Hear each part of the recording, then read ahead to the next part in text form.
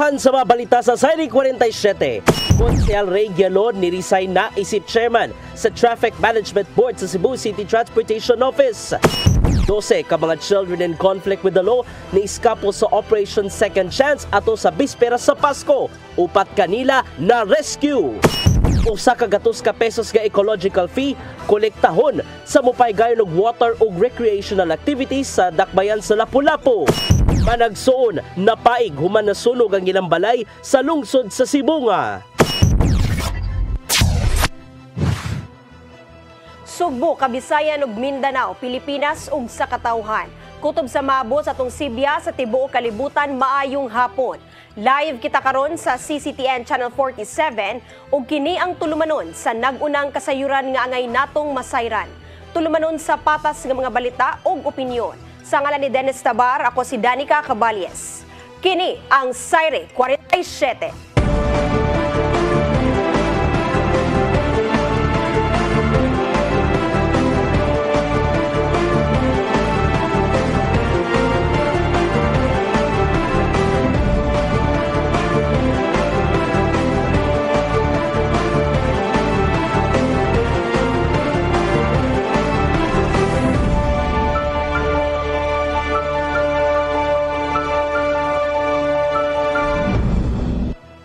Karon sa kompletong detalye sa mga balita. Mikanaog na sa katungdanan si Konsehal Ray Gialon, isip chairman sa Traffic Management Board sa Cebu City Transportation Office. Matod sa resignation letter nga gipasalamatan si Mayor Rama sa gihatag nga pagsalig ngadto kaniya sa pagdumala sa Traffic Management Board. Usa sa iyang gihimug-atan nga imposibleng masulbad ang bugat nga trapiko sa syudad sa Sugbo bisan pa man og gihimo na niya ang tanan. Hinuon wala pa mo komento ang mayor labot sa pagkanaog ni Gialon sa pwesto.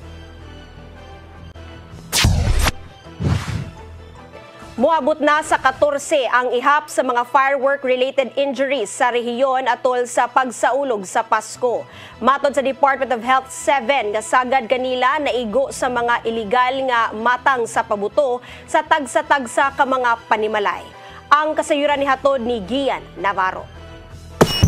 Sa gitunol nga ihap gikan sa Department of Health 7, ana sa 14 ang mga naigo sa pabuto gikan Disyembre 21 hangtod 27 ding tuiga. Sa maong ihap, nagigikan ang 8 kanila sa probinsya sa Sugbo ug 3 gikan sa Bohol. Samtang ang 2 gikan sa dakbayan sa Sugbo ug usa sa Mandaue City. Mato de DOH7 Resu Head Dr. Eugenia Mercedes Canyal nga kadaghanan sa mga naigo tungod lang sa mga illegal nga matang sa pabuto. Naitabo ang mga firecracker-related injuries da sa ilang panimay. Ubos hinuon kini og hangtod 33% ang maong ihap itandi sa miaging tuig nga datos. So it's good, no? Our lowered 33% because last year at the same time period we have I think 21 cases. So karon 14 man ta. So 33% lower ta. So which is good. Ang ato gid ni goal is that kanang ma-zero gid ang ato ang mga casualty even if dili siya ingana gid ka major nga injury, but then again it's still an injury. Sugyot sila gato sa mga LGUs nga kung mahimo magbutang na lang og designated area aron makagamit ang publiko sa gitugutang mga pabuto. Apan bisan pa man, lauman sa gihapon nga musaka ang ihap sa mga maigo sa paggamit og pabuto ilabi na kung mapasagdan man. Adunay painumdum mismo ang DOH7 alang sa dalayng pagtratar nini ngadto sa bahin sa lawas kung maigo man sa pabuto. So dapat yun na sila know how to handle, no? Kana so hugasan nila ang ilahang mga samad with running water and soap. Dili nga inusnusan og suka or ahos. Kay na dili na siya home remedy ha. You are exacerbating all the more ang wound, no? Samot na siya kay ang ahos, no, ang garlic maka-cause man na siya burn sa skin. Wala pa mga kaso sa saag nga bala ug aksidenteng nakakaon og pabuto. Apan magpabilin ang tingwa sa DOH7 nga zero casualty sa paggamit og pabuto ilabi na ning naghinangat nga pagsugat sa bag-ong tuig. Gian Navarro, CCTN News. Police Regional Office 7 mimando sa tanang buhatan sa kapulisan nga palapdan ang pagpahibaw bahin sa dili paggamit og armas de fuego sa bagong tuig. Kini aron malikayan ang mga mabiktima sa saag nga bala. Ang kasayuran ni hatod ni Arnold Bustamante. Pila ka adlaw sa dilipaang nga pagsugat sa bagong tuig, subling mipagawas og kamanduan ang Police Regional Office 7 ngadto sa tanang unit sa kapulisan sa Central Visayas nga ipadayon ang hugot nga monitoring sa mga pabuto aron sama sa pagsaulog sa Pasko nga walay nabiktima mausab ang ilang nga tinguha tol sa bagong tuig. Mato ni Police Lieutenant Colonel Gerard A. Spilare, ang spokesperson ni Police Brigadier General Antonio Berin, hepe sa Police Regional Office 7 nga nakip sa mando sa tanang personnel nga palapdan ang ilaga pagpahibaw sa publiko nga likayan ang pagpabuto sa armas aron walay mabiktima sa stray bullet. Kung doon na may mahitabo nga nabiktima sa saag nga bala, gimanduan ang Matag City Provincial Police Office Directors nga dakpon gyud ang naghimo nini ug mapadubag sa ihang salaod nga nahimo. Ipainomduman na ang kanang unit commanders nga to make sure nga naatay very wide campaign against stray bullet incidents, kining indiscriminate firing. Dayon, kung naa manggali ugaling mahitabo, we will require that the unit commanders will exhaust all efforts para madakpan yun ng mga magbuhat. Magpadayon ang kampanya sa kapulisan batok kriminalidad ganito ni mga anti-illegal drug operations nga miresulta sa pagkasikop sa mga nalambigit sa illegal nga drugas. Sa tibok buwan sa Disyembre, daghan na agradakpan subay sa mando ni Aberin nga pugna ng supply sa illegal nga drugas ning holiday season. Ang ato pong mga anti-crime strategies magpabilin, ang atong mga operatiba magpabiling manakop, no, nakita nato in this month of December, ubay-ubay tag nadakpan kini alinsunod sa direktiba sa tong regional director nga kwaon gyud ang supply para sa holidays aron magpabiling linaw ang ato ang celebration. Siguro usab sa Piero 7 nga dunay daghan nga mga pulis sa kadalanan nga tungod niini dunay red team gikan sa regional nga buhatan sa kapulisan nga mo inspeksyon kung natuman ba sa lower units ang deployment sila nga mga personnel. Arnold Bustamante, CCTV News. Nakatala ang Bureau of Immigration og kapin 161,000 ka mga pasahero nga nangabot sa nasod atol sa pagsaulog sa Pasko. Sa maong ihap, 81% niini nagikan sa mga abyon nga nitugpa sa kauluhan. Tungod niini, nibalik na ngadto sa pre-pandemic levels ang arrival diin moabot sa 55,000 ang iyang daily average. Gipatuman hinuon sa Bureau of Immigration ang mga istriktong protocols sulod sa mga airport alang sa mas sayon ug hapsay nga biyahe. Mandawi City Fire Office wala ray nga alarma sa sunog o pabuto atol sa Pasko. Gihingusgan usab nila ang rekorida ilabi na sa umaabot nga bag-ong tuig diin sagad sa mga tawo magpabuto. Ang kasayuran ni hatod ni Mary Rose sa wala ray natala nga alarma bahin sunog o pabuto atol sa Pasko ang Mandawi City Fire Office. Parayon nilang gipahigayon ang ilang kampanya ang uplan paalala iwas paputok, pagrekorida sa mga lugar labi na sa gikonsidera nga high hazard prone areas. Bisan pa man nga gipatuman sa syudad ang pagban sa mga pabuto, nagmonitor gihapon ang otoridad sa posibilidad paggamit sa mga residente niini nga posibleng makamugna og kadaot o injury. Fireworks display lang ang gitugtan sa syudad. Gihangyo ang publiko sa paggamit nila og alternatibong butang kung ganahan silang magsaba-saba ato sa bagong tuig. Yes, New Year gyud kay it's part of our tradition man as Filipinos nga naa gyud ni ang pagpabuto. So, amo gyud gipahingusgan, mao gyud ang pirmi namong gi kuan kanang gibalik-balik sa ato pagpaibaw sa katawhan nga dili gyud angay nga mogamit og firecrackers. So, instead of using firecrackers, namo po tay mga other alternatives nga pwede natong gamiton. So, pwede ta mo gamit baron og mga lata, mga taklob sa kaldero, or any materials nga makita sa balay. So, as Filipinos, we are resourceful enough. Naka-code grad of full alert status ang buhatan ug ang tibuok Bureau of Fire and Protection Office sugod ni atong Disyembre 23. Naka-duty ang tanan nilang personnel ug hugot nga nag-groving sa mga lugar. Alerto gyud 24 oras. Kay para malikayan gyud nato ang mga insidente kalabot sa sunog. Labi na pud na ang kanang mga insidente nga nakinahang mga emergencies nato ba. Like nabaroy madisgrasya kay kalabot busy kayo ang ato ang kadalanan. So ang Bureau of Fire Protection dili lang sa pagpatay sa sunog, kami pod kay napon may mga responses when it comes to emergency. Hugo Sagarino, CCTN News. Gipangita pa sa Cebu City Police Office ang mga children in conflict with the law gikan sa Operation Second Chance nga niiskapo niadtong bispera sa Pasko. Hinuon upat gikan sa 12 ka mga batanon ang nabalik na human girescue sa mga otoridad. Daling giauhag ni Cebu City Police Director Colonel Ireneo Dalugdog ang mga ginikanan sa batanon nga isurrender ngadto sa mga otoridad ang ilang mga anak. Gawas niini misugyot usab si Dalugdog sa nagdumala sa pasilidad nga pagbutang og duha ka dagkong gate aron dili dayon makaikyas ang mga CICL og pagpatuman og Greyhound operation aron makuha ang mga kontrabando nga gitago sa sulod. Ipaimbestigar usab ni Mayor Michael Rama ang naitabong pang-eskapo sa mga batanon.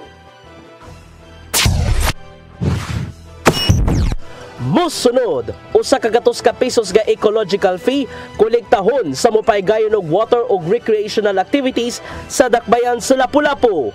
Kana guban pa mga balita sa magbalik sa Sayri 47.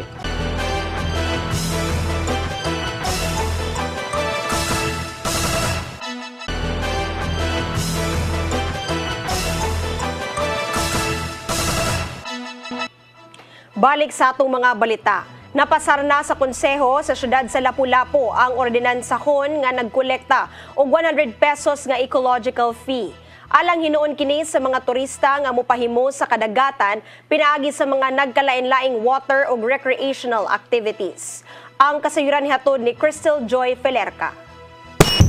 Giaprobahan na sa syudad sa Lapu-Lapu ang gipropose nga the Environmental Users Activity System Ordinance ni adtong Disyembre 22, 2023. Tumong niining ordinansa mao ang pagpangolekta og ecological fee nga tag 100 pesos sa mga turista nga mopahimo sa kadagatan sulod sa teritoryo sa maong syudad. Ang syudad sa Lapu-Lapu usa sa mga lugar nga dayohon sa Sugbo tungod sa turismo niini, kung diin ang mga turista mamahimong malingaw sa nagkadaiyang mga water activities.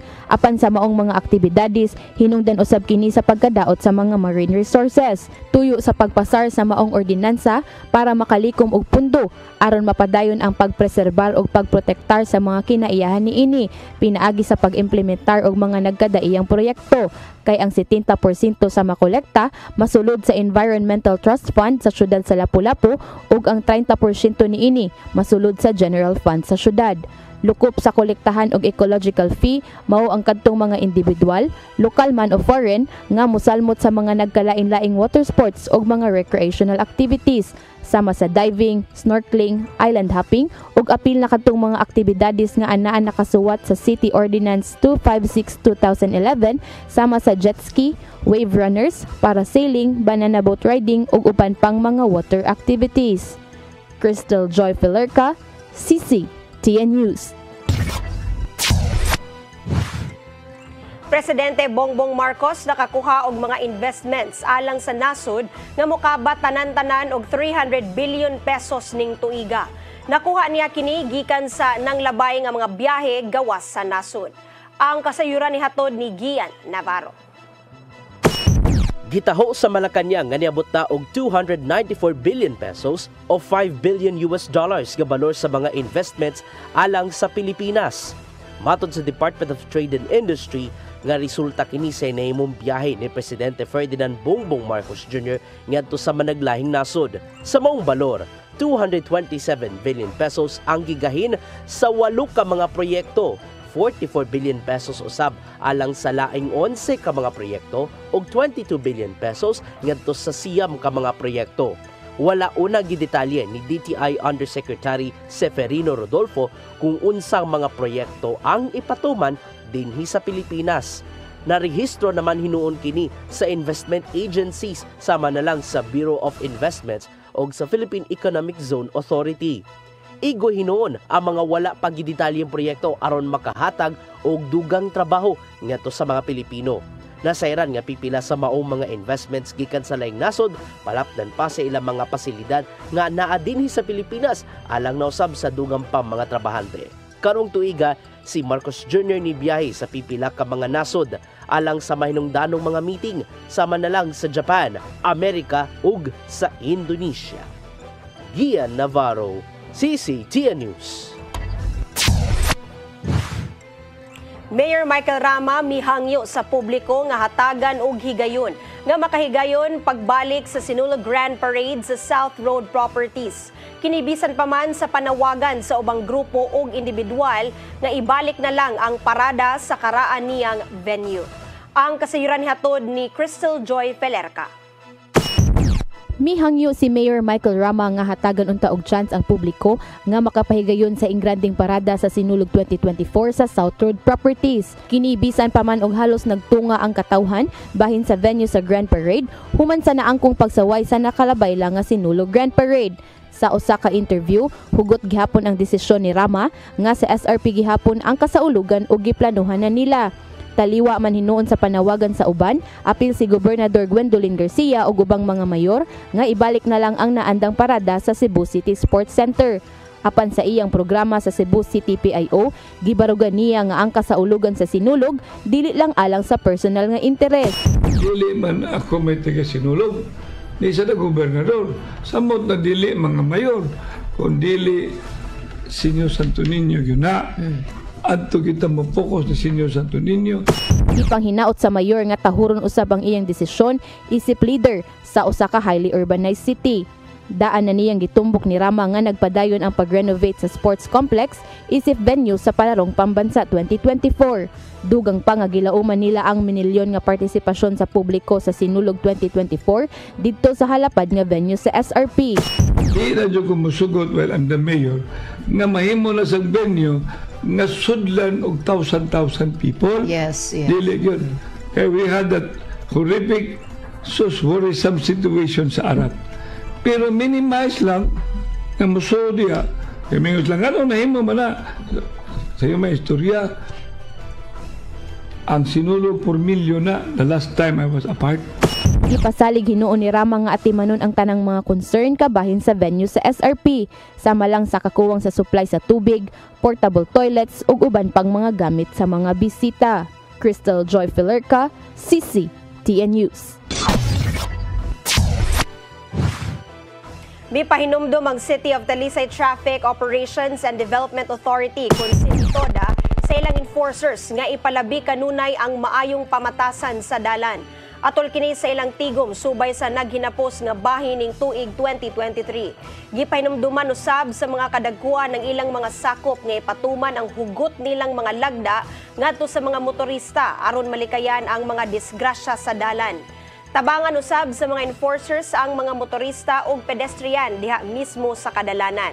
Gipahibaw usab sa ilang tigom ang gidaghanon sa mga disgrasya ug mga dinakpan nga naisyuhan og citation ticket karong tuiga.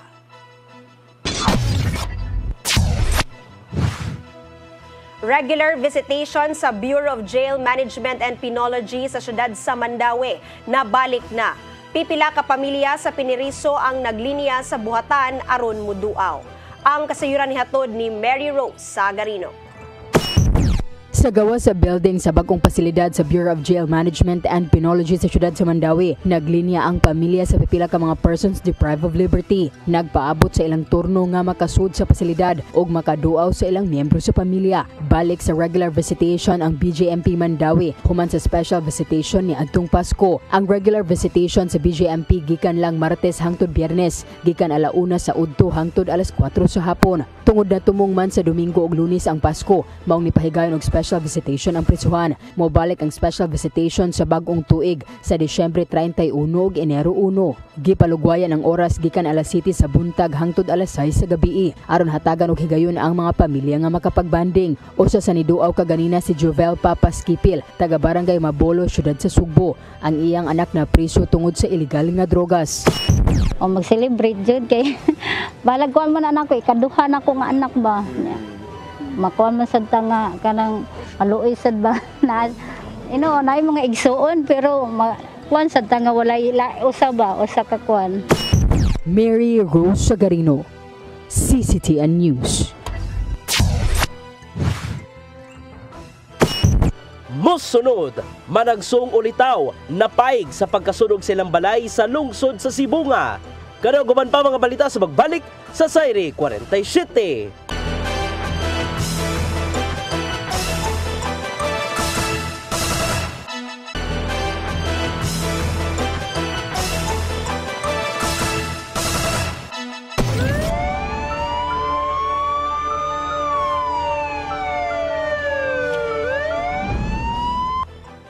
Balik sa atong mga balita. Patay human nga paig ang duha ka managsuon sa dakong sunog sa ilang balay sa lungsod sa Sibunga kagahapon sa buntag. Gila ang maong mga lawas nga silang Fernando Jeronimo ug manghod niining si Kyle Jeronimo nga pulos mga ulitaw. Sa investigasyon sa kabumberohan, kandila nga gipabuntagan tungod sa brownout mao'y hinungdan sa sunog. Dali nga mikatap ang kayo tungod kay ginama sa semi-light materials ang panimalay sa pamilyang Jeronimo. Gibana-bana nga moabot sa kapin 200,000 pesos ang danyos sa sunog. Coast Guard Southern Cebu Station ug Sambuan DRRMO nagtinabangay sa pagpangita sa na-missing nga lalaki human milangoy sa kadagatan aron mangisda.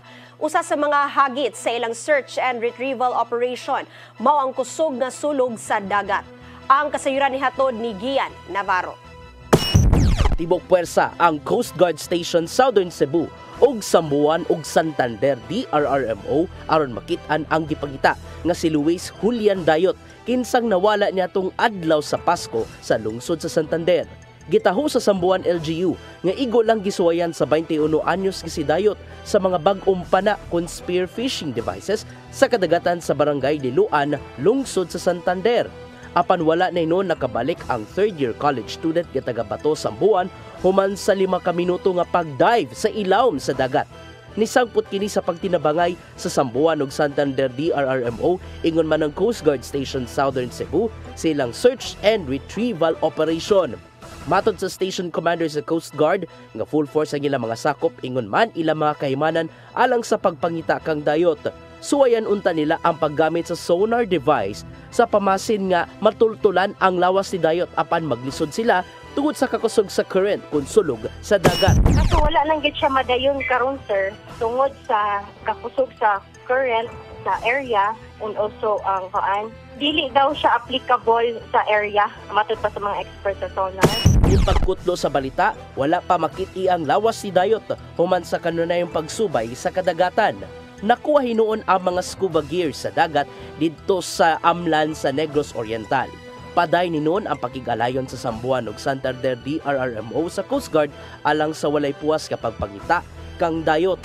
If man gani nga ma-exhausted na mga divers, ang amo yung plano ani sir i-continue ang seaborne patrol sa surface search kay amo man yung gipinlan o kuan dito rapper boat sa area. Dungan hinuon sa pag-ampo sa ginikanan ug mga kabanay sa 21 anyos nga ulitaw nga makit-an ang lawas nini sa labing daling panahon. Gian Navarro, CCTN News. Mabolo Police Station mupatuman og oplan disiplina sa Barangay Careta, Dakbayan sa Sugbo. Tungod kini sa sagunson nga pagpamusil sa ilang dapit, diin gilambigitan kini sa mga drug personnel. Ang kasayuran hatod ni Mary Rose Sagarino. Mupatuman ang Mabolo Police Station og oplan disiplina sa Barangay Careta sa Dakbayan sa Sugbo. Subay na sa sunod-sunod nga pusil nga nahitabo sa milabayng mga semana nga gilambigitan sa mga drug personalities. Matod ni Police Major Eranio Regidor, ang hepe sa Mabolo Police Station nga tanang ordinansa sa syudad sa Sugbo i-implementar atol sa oplan disiplina. Doon na sab sila mga target sa maong lugar. Ilabi na niadtong mga nabutang sa ilang watch list nga nalambigit sa illegal nga kalihukan sama sa illegal nga drogas. Kasagaran na anamuyo sud sa samang saludo nga mao'y taguan sa mga kriminal kung makahimog krimen sa gawas. Samtang walay kabutangan sa pagmahay ang gibati ni alias Maklar, humani madakpan sa mga sakop sa Inayawan Police Station ato sa gilusad nga checkpoint ni adtong Pasko sa Bayanihan Village, Barangay Basak, Pardo sa Dakbayan sa Sugbo. Nakuhaan siya og duha ka dagkong puto sa gituohang shabu nga motimbang og 100 grams nga dunay standard drug price nga 680,000. Ang Inayawan Police Station mipahugot sa ilang pagbantay sa ilang jurisdiksyon celebration ning holiday season ug ilang naatlan nga miagi ang suspetsado sa checkpoint ug ilang nasakmit ang mga ilegal nga drogas. Si alias Maclar gitumbok nga high value individual sa Inayawan ug gipaubos na sa investigasyon kung asa magkuhaan sa supply sa ilegal nga drogas. Mary Rose Sagarino, CCTN News. Mao kato naglangkob sa atong mga balita sa Saire 47. Atangi ang lamdag ni Tatay Dodong Limchua nga mosunod sa dili madugay. Sa ngalan ni Dennis Tabar, ako si Danica Caballes. Hangtod ugma sa inyong paboritong tulumanon. Saire 47.